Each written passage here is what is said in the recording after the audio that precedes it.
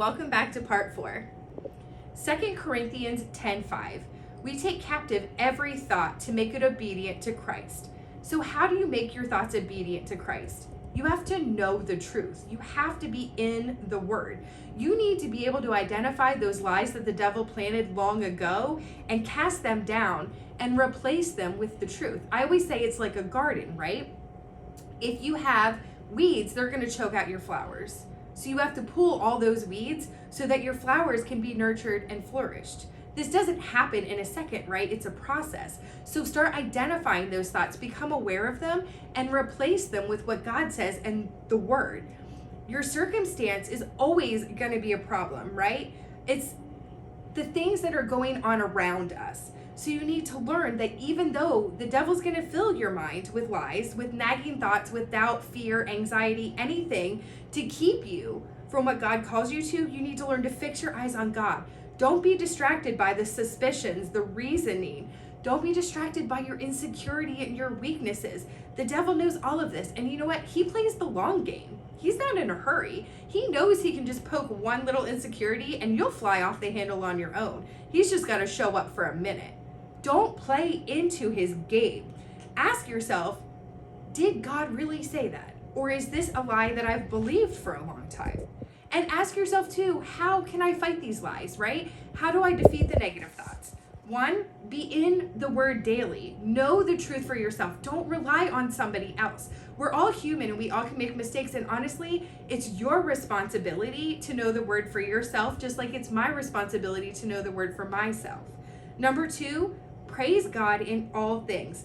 Keep the Word on your lips and speak it out loud, because not only are you learning it, you're encouraging yourself and you're pouring that over you. The devil can't hear your thoughts, but he can hear your words. And number 3, prayer.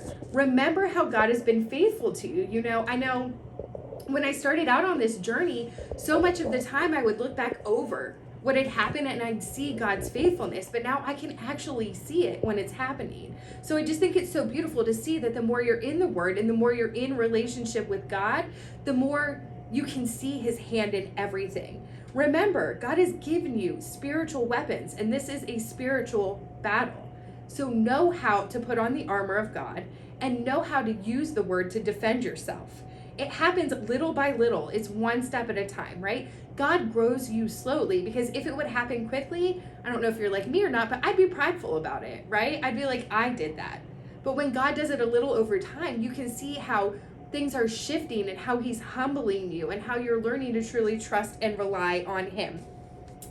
Ask for his help, his strength, and his guidance and wisdom, because as you trust God, you learn to fully surrender to his timing and his will, knowing that everything he does, it's perfectly planned, right? It's above anything we can see.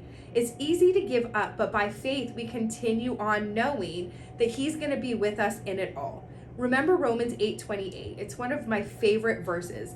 And we know that for those who love God, all things work together for good according to his purpose.